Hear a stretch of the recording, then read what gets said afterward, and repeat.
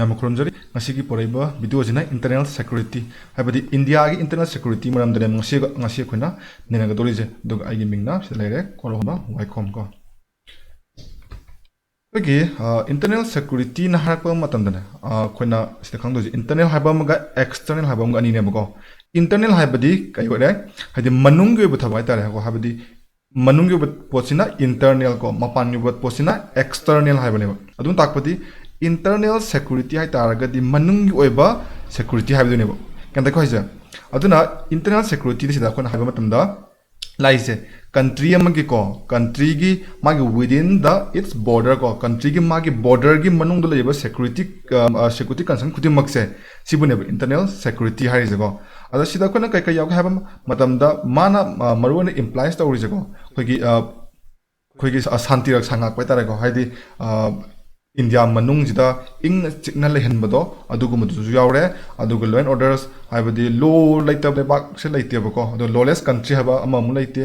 aduga law yamna sembagi ju law yamna semaga country just sokhotpa hai taragadi sokhotpa chingde ko haibadi khoigi law yamna semai se ko law yamna semai se gyan adaba miyam leibagi neba ko kudamana harabada akoina mi ma phuwagi magi punishment le khalaje bako adu taragadi mi phurido adudo yam tuna phugalakpaine bako adu phatte bako aduna lo yamna leibajiju phatte aduga lo sunglai leitebajiju phatte ba aduga upholding sovereignty ko haibdi akhoi gi sovereignty haibagi athadi mi kha ponda ba haibani ko akhoi gi leibak se akhoi na ngaksaba matamda mi gi mateng yaudana ngaksaba ko kudamana harabada akhoi India da akhoi India je akhoi army da su aduki matik amna like ko wal yona zu rank up top 5 adum salibani aduna hasai akhoi India se ngakna bugidamakta akhoi neighboring country da ge akhoi army lawre khalaje ba ko taragadi moi gi army duna akhoi India gi intel mayam am khangwidra ko khangni ko adi potun makhoi da lemam tamu taragadi makhoi na akhoi India se yam line capture to bu ya ki neba ko aduna akhoi India gi sovereignty akhoi India manung je mi gi makhut amta yawde bidane isana dum ngaksa ba je sizu yamna asoba pot am oyeba ko aduga external security ko external lakta aragadi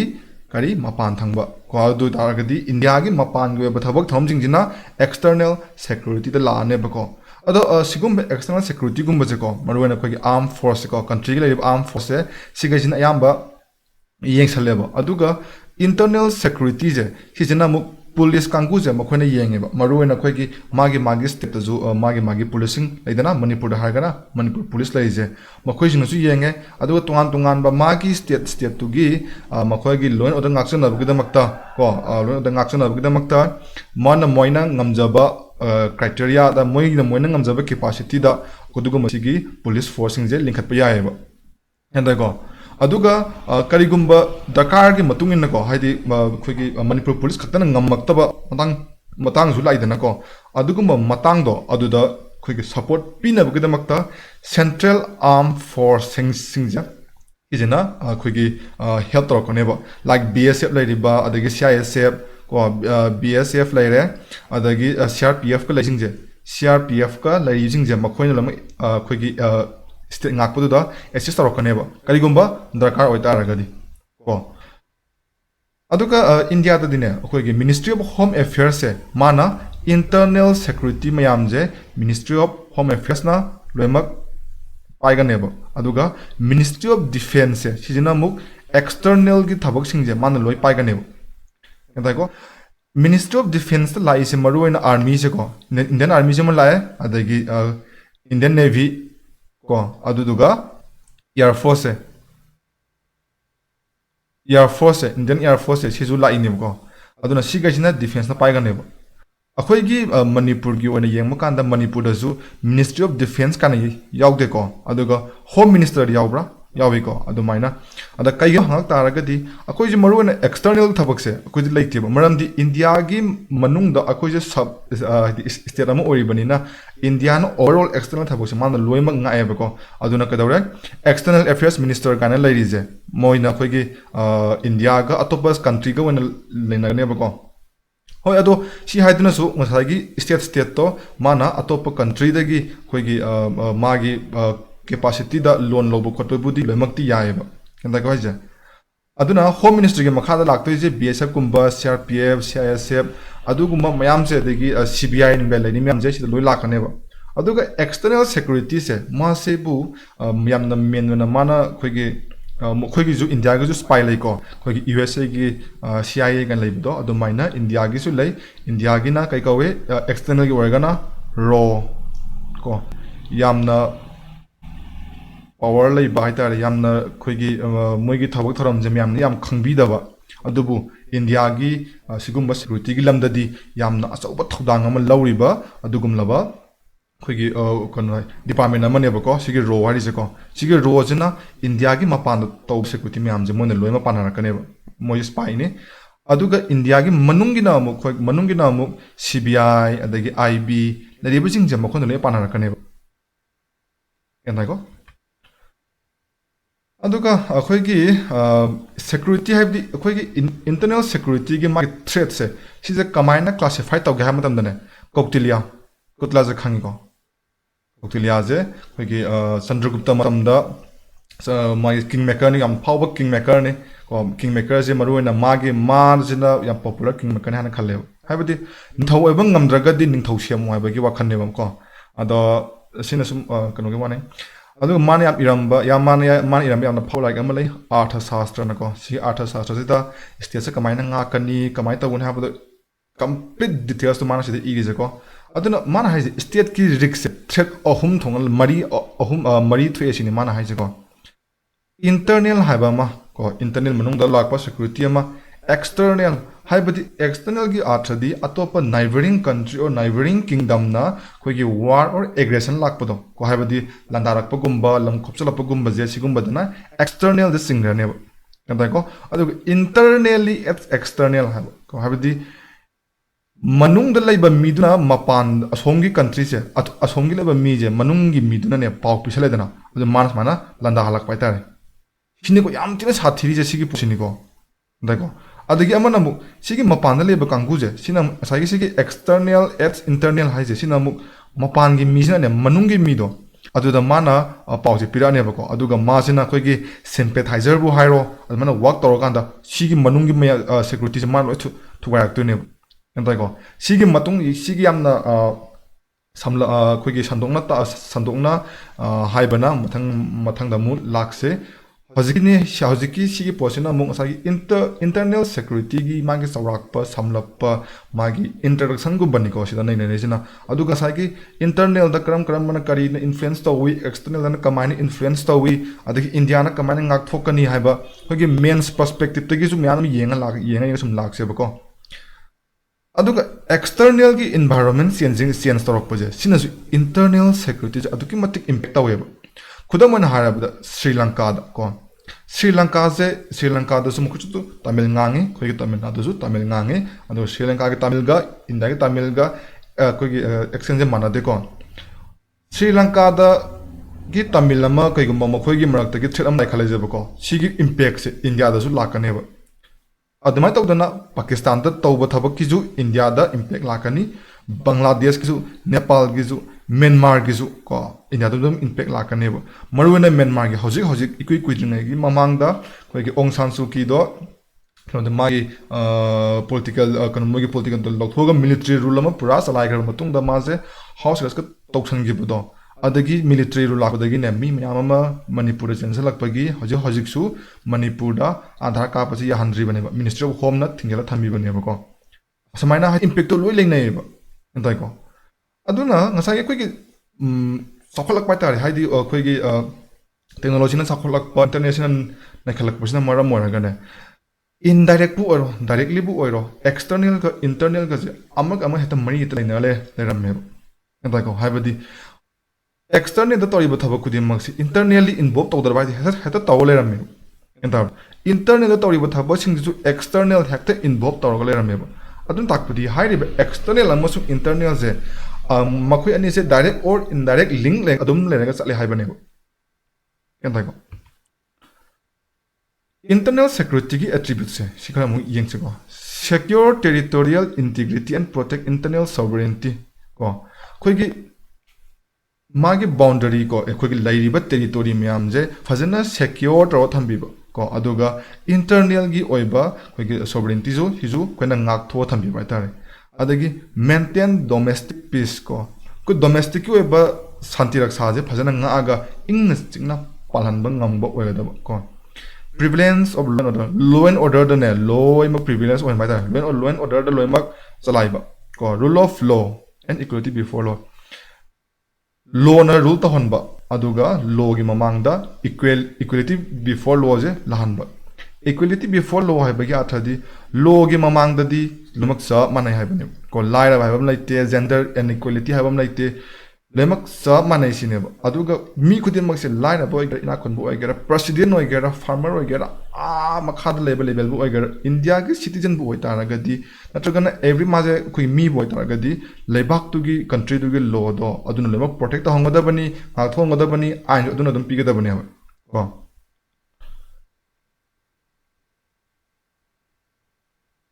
aduga koi gi constitution na guarantee piraga lariba individual freedom mayam je sije chalaina bo honora kodane makoi do fair le henda bodo haibadi constitution je khangda konga am yauriba je maruena koi gi manipur tu jam toin thokoni go right to freedom of speech and expression je yamna lana amu atha halak yawi ko right to freedom of speech and expression je yamna lana atha yawi haidiba sigi freedom je ma je thingjan bayai ko thingjan bayai aduga akhoi gi india da bu or any lebam da amada bu oro chanari bal law khudim makse magi loop hole amam loi lai ko loop hole je akhoi na khanga da bane ba loop hole je da ne ba asoi ba thinar imyam je ko aduga last ta communal harmony oibu jam da karo he ko communal je sineba internal da yamna sauna hoje photo effect pirize impact pirize communal jena oiriba yenga je sina khoi gi internal security je si jema khoina laksan na bhona bada piriba khoi gi major challenge sai tare ko adu neba hinterland terrorism international or domestic hinterland terrorism hai tare ga di khoi gi transboundary jing ja abdi khoi coastal area gumba Marwana Kogi state Anigam Magdaleva coastal area bu oro, Natragana Kogi India got top country Amagabu orogo. Sidala but terrorism Mayamze, Season Ayamba Koji Trinam oil level. And I go Kogi no the Coast Guard Kalaze. Coast Guard say how you put the empire, Coast Guard letting a condition of the Amwara Mevo. And Abra have the Samudra Parks of Samudra Shenabaze, young one or two ever go, Adun Hojukti, Coast Guard, the Magi State Police store, Adugan Shenadana, Hojukti, Action of Tauri, Aduba Puramukti Namdri, Adubu control Torogati Tamni. And I go. Zenke military go, Jammu and Kashmir, Zenke say, Handak the equipped with an Azumo UT Lotok Piraga, instead of Montok Pirago. Sorry. Maze UT Damu Tamzan Bigreva Mazamoko. Aduna JNK se yamna khoigi yamna vulnerable area oiba masako haidi Pakistan boro adagi China ga boro yamna yamna vulnerable jaga oiba aduna military mayam terrorism mayam se masina makon oil reba na northern thangma soktana makon oil laireba India da JNK khaktara military tawjai taragadi nattebo ko atopa country like northeast da hojik su dum uridana koi insurgency gi paw adagi hojik pudi kha bu handhare adubu udabadi natti uriba poni una usnadaba kayamasu lairibane ko adagi left wing extremist kanguse extremist maruina extremist jina koi communal gi oiba pot sai communal oiba thodo thosingje sida makoina hena mai hebdana thoeba ko aduna left wing extremist kangusing je makoina zo yamba challenge sama oheleba maramdi sigi left wing extremist di makoida di mass involved talk to nebo dabra praja involved torok taragadi government su control to bose amna wana thoyeba ko aduna haidi mass se makhona yaringa control to no wona rakane organized crime and its nexus terrorism haidi am organized crime je hana mamang mai da di organized crime je am pak torom de ko aduga organized crime ni am sathi be heleba ko haidi control to bosu wai adu sigi wabagi maramzu manungdum yarakane adigi terrorist ka mari lena khalak baje su beram kai organized crime je bude tawsaroba mafia ga lairi myam je ko organized crime je aduga makhoi ga terrorist sing je ga mari lena rak badaneba gyan me mam ta da ngai khuna ngau chali je anda ko ꯍꯧꯖꯤꯛ organise ꯀ꯭ꯔꯥꯏꯝꯁꯦ ꯂꯩꯔꯤꯕꯅꯤꯀꯣ ꯍꯥꯏꯗꯤ ꯃꯥꯐꯤꯌꯥ ꯂꯩꯔꯤ ꯒꯨꯟꯗꯥ ꯐꯨꯟꯗꯥ ꯃꯌꯥꯝꯁꯨ ꯗꯣꯟ ꯃꯌꯥꯝꯁꯨ ꯂꯩꯔꯤꯗꯅꯀꯣ ꯂꯩꯔꯤꯕꯅꯤ ꯑꯗꯨꯒ ꯃꯈꯣꯏꯅ ꯇꯦꯔꯣꯔꯤꯁꯁꯤꯒ ꯍꯦꯛ ꯃꯔꯤ ꯂꯩꯅꯔꯛꯄꯗ ꯑꯩꯈꯣꯏꯒꯤ ꯀꯟꯇ꯭ꯔꯣꯜ ꯇꯧꯕꯁꯦ ꯑꯗꯨꯝ ꯋꯥꯅ ꯊꯣꯛꯑꯦꯕ ꯑꯗꯨꯒ ꯑꯩꯅ ꯉꯁꯥꯏꯁꯨ ꯍꯥꯏꯕꯗꯣ ꯀꯝꯃꯨꯅꯦꯂꯤꯖꯝꯁꯦꯀꯣ ꯀꯝꯃꯨꯅꯦꯂꯤꯖꯝꯁꯦ ꯍꯧꯖꯤꯛ ꯐꯥꯎꯗꯁꯨ ꯑꯗꯨꯝ ꯃꯥꯁꯦ ꯍꯧꯖꯤꯛ ꯐꯥꯎꯗꯁꯨ ꯌꯥꯝꯅ ꯆꯦꯂꯦꯟꯖꯦꯁ ꯑꯃ ꯑꯣꯏꯔꯤ ꯃꯃꯥꯡꯗ ꯄꯥꯔꯇꯤꯁꯟ ꯇꯧꯕ ꯃꯇꯝꯗꯀꯣ ꯄꯥꯔꯇꯤꯁꯟ ꯇꯧꯕ ꯃꯇꯝꯗ ꯑꯗꯨꯛꯀꯤ ꯃꯇꯤꯛ ꯕ꯭ꯂꯗ ꯁꯦꯠ ꯃꯌꯥꯝ ꯑꯃ ꯊꯣꯛꯈ꯭ꯔꯕꯅꯦꯕ ꯀꯝꯃꯨꯅꯦꯜ ꯑꯅꯤꯒꯤ ꯃꯔꯛꯇ ꯀꯣ ꯃꯔꯨꯑꯣꯏꯅ ꯍꯤꯟꯗꯨꯁ ꯑꯦꯟ ꯃꯨꯁꯂꯤꯝꯒꯤ ꯃꯔꯛꯇꯀꯣ ꯑꯗꯣ ꯌꯥꯝ ꯁꯥꯡꯅꯁꯨ ꯍꯥꯏꯔꯔꯣꯏꯒꯦ ꯁꯤ ꯃꯇꯥꯡꯗꯗꯤ ꯑꯗꯨꯒ ꯀꯥꯁ ꯑꯃꯁꯨꯡ ꯏꯊꯅꯤꯛ ꯇꯦꯟꯁꯟꯁꯦꯀꯣ ꯍꯥꯏꯕꯗꯤ ꯈꯔ ꯑꯃꯗꯤ ꯁꯦꯟꯁ ꯑꯣꯐ ꯕꯤꯂꯣꯡꯒꯤꯡ ꯍꯥꯏꯒꯗ꯭ꯔꯥ ꯃꯥꯒꯤ ꯁꯦꯟꯁ ꯑꯣꯐ ꯑꯩꯈꯣꯏꯒꯤ ꯀꯩꯅꯣꯗꯣ ꯑꯩꯈꯣꯏꯒꯤ ꯍꯧꯔꯛꯐꯝ ꯈꯪꯕ ꯍꯥꯏꯒꯗ꯭ꯔꯥꯀꯣ ꯃꯈꯣꯏꯒꯤ ꯀꯥꯁ ꯑꯃꯁꯨꯡ ꯏꯊꯅꯤꯛꯁꯦ ꯁꯤꯅ ꯃꯔꯝ ꯑꯣꯏꯔꯒꯅꯦ ꯇꯦꯟꯁꯟꯁꯦ ꯍꯧꯖꯤꯛꯐꯥꯎ ꯑꯗꯨꯝ ꯂꯩꯅꯔꯤꯑꯕ ꯃꯅꯤꯄꯨꯔꯗꯕꯨꯗꯤ ꯀꯌꯥ ꯎꯗ꯭ꯔꯦꯀꯣ ꯑꯗꯨꯕꯨ ꯌꯨ ꯄꯤꯒꯨꯝꯕ ꯕꯤꯍꯥꯔꯒꯨꯝꯕ ꯃꯐꯝꯁꯤꯡꯗꯨꯗꯤ ꯍꯧꯖꯤꯛꯐꯥꯎꯗ ꯃꯈꯣꯏꯒꯤ ꯀꯥꯁꯀꯤ ꯑꯣꯏꯕ ꯇꯦꯟꯁꯟ ꯑꯃ ꯑꯗꯨꯝ ꯂꯩꯅꯔꯤ ꯍꯥꯏꯗꯤ ꯑꯩꯈꯣꯏꯒꯤ ꯃꯟꯗꯤꯔꯗ ꯑꯩꯈꯣꯏꯒꯤ ꯃꯟꯗꯤꯔꯗ ꯆꯪꯕꯗꯐꯥꯎꯗ ꯑꯩꯈꯣꯏꯒꯤ ꯃꯈꯥ ꯇꯥꯕ ꯁꯨꯗ꯭ꯔ ꯀꯥꯡꯕꯨꯁꯦ ꯍꯧꯖꯤꯛꯐꯥꯎꯗ ꯑꯗꯨꯝ ꯆꯪꯍꯟꯗꯦꯕ ꯑꯗꯨꯝ ꯑꯣꯏꯔꯤꯑꯕ ꯃꯈꯣꯏꯗꯗꯤꯀꯣ ꯑꯗꯒꯤ ꯌꯥꯝꯅ ꯃꯔꯨ ꯑꯣꯏꯔꯤꯁꯦ ꯔꯤꯖꯅꯦꯂꯤꯖꯝ ꯑꯃꯁꯨꯡ ꯏꯟꯇꯔꯁꯇꯦꯠ ꯗꯤꯁꯄ꯭ꯌꯨꯠꯁꯦ ꯁꯤꯅꯦꯕ ꯔꯤꯖꯅꯦꯂꯤꯖꯝꯁꯦ ꯍꯥꯏꯕꯗꯤ ꯑꯩꯈꯣꯏꯒꯤ ꯔꯤꯖꯟꯁꯦ ꯁꯤꯅꯇꯪ ꯑꯣꯏꯅ ꯈꯟꯕ ꯍꯥꯏꯇꯥꯔꯦ ꯀꯣ ꯔꯤꯖꯅꯦꯂꯤꯖꯝꯒꯤ ꯋꯥꯊꯣꯛ ꯆꯦꯟꯈꯤꯕ ꯑꯗꯨꯒ ꯏꯟꯇꯔꯁꯇꯦꯠ ꯗꯤꯁꯄ꯭ꯌꯨꯠꯁꯦ ꯍꯧꯖꯤꯛ ꯍꯧꯖꯤꯛ ꯑꯩꯈꯣꯏ ꯂꯩꯔꯤꯗꯅ ꯅꯥꯒꯥꯂꯦꯟ ꯑꯃꯁꯨꯡ ꯃꯅꯤꯄꯨꯔꯁꯦ ꯅꯣꯔꯠ ꯏꯁꯇ ꯑꯗꯨꯝ ꯌꯦꯡꯉꯦꯕꯀꯣ ꯍꯥꯏꯗꯤ ꯑꯇꯣꯞꯄ ꯁ꯭ꯇꯦꯠꯀꯤꯁꯨ ꯌꯥꯝ ꯂꯩꯔꯤ ꯑꯗꯨꯕꯨ ꯃꯔꯨꯑꯣꯏꯅ ꯑꯩꯈꯣꯏꯗꯤ ꯅꯣꯔꯠ ꯏꯁꯀꯤꯅ ꯅꯣꯔꯠ ꯏꯁꯇ ꯌꯦꯡꯖꯕ ꯃꯅꯤꯄꯨꯔ ꯑꯃꯁꯨꯡ ꯅꯥꯒꯥꯂꯦꯟꯁꯦ ꯑꯅꯤꯁꯤꯒ ꯃꯔꯛꯇꯅꯦ ꯍꯧꯖꯤꯛꯐꯥꯎꯗ ꯑꯗꯨꯝ ꯏꯟꯇꯔꯁꯇꯦꯠ ꯗꯤꯁꯄ꯭ꯌꯨꯠ ꯂꯩꯔꯤꯕ ꯑꯗꯨꯝ ꯆꯤꯡ ꯑꯃ ꯂꯩ ꯌꯥꯝ ꯍꯧꯕ ꯆꯤꯡꯗꯣ ꯃꯌꯥꯝꯅꯁꯨ ꯑꯗꯨꯝ ꯈꯪꯕꯤꯔꯝꯃꯅꯤꯀꯣ ꯍꯧꯖꯤꯛꯐꯥꯎ ꯑꯗꯨꯝ ꯌꯦꯠꯅꯔꯤꯕꯅꯤ ꯑꯗꯒꯤ ꯍꯧꯖꯤꯛ ꯑꯩꯈꯣꯏꯒꯤ ꯇꯦꯛꯅꯣꯂꯣꯖꯤꯅ ꯌꯥꯝ ꯆꯥꯎꯈꯠꯂꯛꯑꯦꯀꯣ ꯍꯧꯖꯤꯛ ꯑꯩꯈꯣꯏꯒꯤ ꯇꯦꯛꯅꯣꯂꯣꯖꯤꯅ ꯑꯗꯨꯛꯀꯤ ꯃꯇꯤꯛ ꯆꯥꯎꯈꯠꯂꯛꯑꯦ ꯌꯥꯝꯅ ꯑꯔꯥꯞꯄꯗ ꯂꯩꯕ ꯃꯤ ꯑꯗꯣ ꯊꯥꯏꯅꯗꯤ ꯇꯦꯂꯤꯒ꯭ꯔꯥꯝꯗ ꯄꯣꯁ ꯊꯥꯅꯔꯝꯕꯅꯤ ꯃꯦꯜꯗ ꯊꯥꯅꯔꯝꯕꯅꯤ ꯍꯧꯖꯤꯛꯇꯤ ꯀꯩꯗꯧꯔꯦ ꯚꯤꯗꯤꯑꯣ ꯀꯣꯜ ꯇꯧꯔꯒ ꯈꯨꯗꯛꯇ ꯑꯗꯨꯝ ꯌꯥꯝꯅ ꯅꯛꯅ ꯂꯩꯕꯒꯤ ꯃꯑꯣꯡꯗ ꯑꯗꯨꯝ ꯎꯅꯔꯕ ꯃꯇꯝꯅꯦꯕ ꯁꯤꯒꯤ ꯃꯇꯝꯁꯤꯗꯅꯦ ꯈ꯭ꯋꯥꯏꯗꯒꯤ ꯍꯧꯖꯤꯛꯀꯤ ꯆꯦꯂꯦꯟꯖꯤꯡ ꯑꯣꯏꯔꯤꯁꯦ ꯑꯃꯨꯛꯅꯦ ꯁꯥꯏꯕꯔ ꯀ꯭ꯔꯥꯏꯝ ꯑꯃꯁꯨꯡ ꯁꯥꯏꯕꯔ ꯁꯦꯀ꯭ꯌꯨꯔꯤꯇꯤꯁꯦ ꯁꯤꯅꯦꯕ ꯑꯇꯩꯈꯩꯁꯤꯗꯤ ꯀꯟꯇ꯭ꯔꯣꯜ ꯇꯧꯕꯗꯣ ꯑꯃꯨꯛ ꯂꯥꯏꯈ꯭ꯔꯦꯕ ꯑꯃꯨꯛ ꯑꯃꯔꯣꯝꯗ ꯂꯥꯏꯔꯦꯅ ꯍꯥꯏꯕ ꯌꯥꯔꯦꯕ ꯁꯥꯏꯕꯔ ꯀ꯭ꯔꯥꯏꯝꯁꯦ ꯌꯥꯝ ꯊꯤꯅ ꯁꯥꯊꯤꯔꯤꯁꯦꯀꯣ ꯃꯥꯏꯅꯁ ꯁꯦꯀꯦꯟ ꯑꯃꯗ ꯃꯤꯁꯦ ꯑꯗꯨꯛꯀꯤ ꯃꯇꯤꯛ ꯃꯥꯅ ꯏꯐꯦꯛꯁꯦ ꯄꯤꯍꯟꯕ ꯉꯝꯃꯦꯕ ꯑꯗꯨꯅꯀꯣ ꯑꯗꯨꯅꯅꯦ ꯍꯧꯖꯤꯛ ꯑꯩꯈꯣꯏꯒꯤ ꯃꯔꯨꯑꯣꯏꯅ ꯁꯥꯏꯕꯔ ꯀ꯭ꯔꯥꯏꯝ ꯑꯃꯁꯨꯡ ꯁꯥꯏꯕꯔ ꯁꯦꯀ꯭ꯌꯨꯔꯤꯇꯤꯁꯦ ꯁꯤꯗ ꯌꯥꯝꯅ ꯑꯦꯋꯦꯌꯔ ꯑꯣꯏꯒꯗꯕꯅꯦ ꯃꯔꯨꯑꯣꯏꯅ ꯌꯨꯠꯁꯤꯡꯁꯦꯀꯣ ꯌꯨꯠꯅꯦ ꯑꯗꯨꯒ ꯑꯩꯈꯣꯏꯒꯤ ꯑꯍꯟ ꯑꯣꯏꯕ ꯃꯤꯁꯤꯡꯁꯦ ꯃꯈꯣꯏ ꯁꯤꯗ ꯂꯣꯏ ꯑꯣꯏꯒꯗꯕꯅꯦꯕ ꯌꯨꯠꯅ ꯑꯃꯨꯛ ꯀꯩꯒꯤꯅꯣ ꯍꯥꯏ ꯇꯥꯔꯒꯗꯤ ꯑꯩꯈꯣꯏꯒꯤ ꯀꯩꯅꯣꯁꯦ ꯑꯩꯈꯣꯏꯒꯤ ꯃꯦꯁꯦꯖ ꯇꯧꯕꯅꯤ ꯈꯪꯗꯦ ꯑꯃꯅꯤ ꯈꯪꯗꯦ ꯂꯤꯡꯛꯀꯨꯝꯕ ꯊꯥꯔꯛꯄꯁꯦ ꯁꯤꯒꯤ ꯂꯤꯡꯛꯀꯨꯝꯕ ꯊꯥꯔꯛꯄꯁꯦ ꯌꯥꯔꯤꯉꯩ ꯆꯪꯕꯤꯒꯅꯣꯕ ꯂꯤꯡꯛꯁꯦ ꯚꯥꯏꯔꯁꯀꯤ ꯃꯀꯣꯟꯅꯦꯕ ꯀꯣ ꯃꯁꯤꯗ ꯃꯣꯏꯗꯤ ꯐꯤꯁꯤꯡ ꯀꯥꯏꯅ ꯌꯥꯝ ꯂꯩꯕꯅꯤꯀꯣ ꯃꯈꯣꯏꯒꯤ ꯀꯝꯄ꯭ꯌꯨꯇꯔ ꯇꯥꯝꯗ ꯍꯥꯏꯔꯒꯗꯤ ꯂꯤꯡꯛꯇ ꯆꯪꯕ ꯃꯇꯝꯗ ꯑꯩꯈꯣꯏꯒꯤ ꯗꯤꯚꯥꯏꯁꯁꯦ ꯄꯨꯔꯥ ꯀꯝꯄ꯭ꯔꯣꯃꯥꯏꯁ ꯇꯧꯈꯤꯅꯤ ꯑꯩꯈꯣꯏꯒꯤ ꯗꯤꯚꯥꯏꯁ ꯇꯧꯕ ꯐꯥꯏꯜ ꯄ꯭ꯂꯁ ꯑꯩꯈꯣꯏꯒꯤ ꯍꯦꯟꯁꯦꯠꯀꯤ ꯀꯦꯃꯦꯔꯥꯁꯦ ꯁꯤꯕꯨꯗ ꯃꯈꯣꯏꯅ ꯑꯦꯛꯁꯦꯁ ꯇꯧꯕ ꯉꯝꯒꯅꯦꯕꯀꯣ ꯑꯗꯨꯅ ꯃꯔꯝ ꯑꯣꯏꯔꯒ ꯊꯣꯛꯍꯟꯗꯕ ꯃꯌꯥꯝ ꯑꯃ ꯊꯣꯛꯂꯛꯄꯁꯨ ꯌꯥꯏ ꯑꯗꯨꯅ ꯌꯥꯔꯤꯉꯩ ꯁꯥꯏꯕꯔ ꯀ꯭ꯔꯥꯏꯝ ꯑꯃꯁꯨꯡ ꯁꯥꯏꯕꯔ ꯁꯦꯀ꯭ꯌꯨꯔꯤꯇꯤꯒꯤ ꯃꯔꯝꯗ ꯑꯦꯋꯦꯌꯔ ꯑꯣꯏꯕꯤꯌꯣꯕ ꯄꯥꯗ꯭ꯔꯤꯉꯩ ꯃꯃꯥꯡꯗ ꯑꯗꯒꯤ ꯕꯣꯔꯗꯔ ꯃꯦꯅꯦꯖꯃꯦꯟ ꯀꯣ ꯕꯣꯔꯗꯔ ꯃꯦꯅꯦꯖꯃꯦꯟꯁꯦ ꯌꯥꯝꯅ ꯑꯆꯧꯕ ꯃꯔꯨ ꯌꯥꯝ ꯑꯣꯏ ꯍꯧꯖꯤꯛ ꯑꯗꯨꯝ ꯃꯌꯥꯝ ꯑꯗꯨꯝ ꯈꯪꯕꯤꯔꯝꯒꯅꯤ ꯃꯅꯤꯄꯨꯔꯗꯁꯨ ꯑꯩꯈꯣꯏꯒꯤ ꯏꯜꯂꯤꯒꯦꯜ ꯃꯥꯏꯒ꯭ꯔꯦꯟꯁ ꯀꯌꯥ ꯑꯃ ꯆꯪꯁꯤꯜꯂꯛꯇꯅ ꯀꯣ ꯍꯧꯖꯤꯛꯇꯤ ꯃꯣꯏ ꯃꯌꯥꯝ ꯑꯃ ꯆꯪꯉꯛꯇꯅ ꯃꯅꯤꯄꯨꯔꯁꯦ ꯃꯈꯣꯏꯒꯤ ꯂꯝꯅꯦꯕ ꯍꯥꯏꯒꯠꯂꯛꯄꯕꯨ ꯌꯥꯕꯒꯤ ꯁ꯭ꯇꯦꯖꯇ ꯑꯗꯨꯝ ꯂꯥꯛꯁꯜꯂꯕ ꯍꯧꯅꯔꯛꯑꯕꯅꯦꯕ ꯀꯣ ꯑꯗꯨꯅ ꯑꯁꯨꯃꯥꯏꯅ ꯇꯧꯗꯅ ꯑꯇꯣꯞꯄ ꯁ꯭ꯇꯦꯠꯇꯁꯨ ꯉꯁꯥꯏꯒꯤ ꯏꯜꯂꯤꯒꯦꯜ ꯃꯥꯏꯒ꯭ꯔꯦꯟꯁ ꯃꯌꯥꯝ ꯑꯃ ꯆꯪꯁꯤꯜꯂꯛꯄꯁꯦ ꯁꯤꯅꯁꯨ ꯌꯥꯝꯅ ꯐꯠꯇꯕ ꯑꯃ ꯑꯣꯏꯍꯜꯂꯦꯕ ꯀꯣ ꯑꯗꯨꯅ ꯕꯣꯔꯗꯔꯁꯦ ꯉꯁꯥꯏꯒꯤ ꯑꯩꯈꯣꯏꯒꯤ ꯕꯥꯎꯟꯗꯔꯤ ꯉꯥꯛꯄꯗꯣ ꯑꯗꯨꯃꯥꯏꯅ ꯑꯩꯈꯣꯏꯒꯤ ꯏꯟꯗꯤꯌꯥꯒꯤ ꯂꯩꯖꯔꯤꯕ ꯕꯣꯔꯗꯔꯁꯤꯡꯁꯦ ꯁꯤꯁꯨꯅ ꯌꯥꯝ ꯐꯖꯅ ꯉꯥꯛꯄ ꯑꯃ ꯗꯔꯀꯥꯔ ꯑꯣꯏꯕ ꯁꯤ ꯀꯩꯅꯣ ꯍꯥꯏꯇꯥꯔꯒꯗꯤ ꯁꯣꯝꯗꯒꯤꯁꯨ ꯃꯄꯥꯟꯗ ꯆꯦꯟꯊꯣꯛꯈꯤꯗꯅꯕ ꯁꯣꯝꯗꯒꯤꯁꯨ ꯑꯩꯈꯣꯏꯒꯤ ꯅꯤꯌꯣꯝꯒꯤ ꯋꯥꯡꯃꯗ ꯆꯪꯉꯛꯇꯅꯕ ꯁꯣꯝꯗꯒꯤꯁꯨ ꯅꯤꯌꯣꯝꯒꯤ ꯋꯥꯡꯃꯗ ꯆꯦꯟꯊꯣꯛꯈꯤꯗꯅꯕ ꯒ꯭ꯌꯥꯟ ꯇꯥꯕ꯭ꯔꯥ ꯑꯗꯨꯅ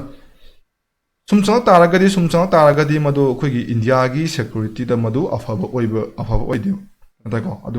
ꯑꯗꯨꯒ ꯉꯁꯥꯏꯁꯨ ꯍꯥꯏꯕꯗꯣ ꯀꯣꯁꯇꯦꯜ ꯁꯦꯀ꯭ꯌꯨꯔꯤꯇꯤ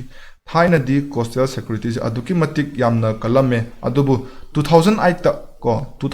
ꯌꯥꯝꯅ ꯂꯥꯏꯕꯛ ꯊꯤꯕ ꯃꯨꯝꯕꯥꯏ ꯇꯦꯔꯔ ꯑꯦꯇꯦꯛꯇꯣ ꯍꯥꯏꯔꯤꯕꯁꯤꯒꯤ ꯀꯣꯁꯇꯦꯜꯒꯤ ꯃꯐꯝꯁꯦ ꯁꯤꯅꯤ ꯑꯗꯨꯛꯀꯤ ꯃꯇꯤꯛ ꯌꯥꯝꯅ ꯆꯥꯎꯕ ꯔꯦꯁꯄꯣꯟꯁꯤꯕꯜ ꯑꯃ ꯑꯣꯏꯈꯤꯕ ꯍꯥꯏꯕꯗꯤ ꯃꯨꯝꯕꯥꯏ ꯇꯦꯔꯔ ꯑꯦꯇꯦꯛꯇ ꯂꯥꯛꯈꯤꯕ ꯃꯨꯝꯕꯥꯏ ꯍꯥꯏꯕꯁꯤ ꯀꯩꯅꯣꯅꯦ ꯃꯥꯁꯦ ꯁꯃꯨꯗ꯭ꯔꯒꯤ ꯃꯅꯥꯛꯇ ꯑꯗꯨꯝ ꯂꯩꯕ ꯄꯣꯠꯅꯦ ꯑꯗꯨꯅ ꯁꯃꯨꯗ꯭ꯔꯗꯒꯤ ꯂꯣꯏ ꯂꯥꯛꯁꯜꯂꯒ ꯂꯨꯞ ꯍꯣꯜꯗꯣ ꯑꯗꯨ ꯂꯥꯛꯑꯕ ꯃꯇꯨꯡꯗ ꯑꯦꯇꯦꯛꯁꯦ ꯄꯥꯡꯊꯣꯛꯈꯤꯕꯅꯦꯕꯀꯣ ꯑꯗꯨꯗꯒꯤꯗꯤ 2008ꯒꯤ ꯃꯇꯨꯡ ꯇꯥꯔꯛꯄꯗꯗꯤ ꯏꯟꯗꯤꯌꯥꯗ ꯀꯣꯁ ꯒꯥꯔꯗꯀꯤꯁꯨ ꯃꯈꯣꯏꯒꯤ ꯄꯋꯥꯔꯁꯨ ꯍꯦꯟꯒꯠꯂꯦ ꯑꯗꯨꯒ ꯄꯨꯂꯤꯁꯀꯗꯁꯨ ꯍꯦꯟꯅ ꯄꯋꯥꯔ ꯄꯤꯁꯜꯂꯦ ꯀꯣꯁꯇꯦꯜ ꯄꯦꯇ꯭ꯔꯣꯜ ꯇꯧꯕꯒꯤꯁꯨ ꯍꯦꯟꯅ ꯄꯩꯁꯥ ꯃꯌꯥꯝ ꯀꯥꯏꯊꯔꯦꯀꯣ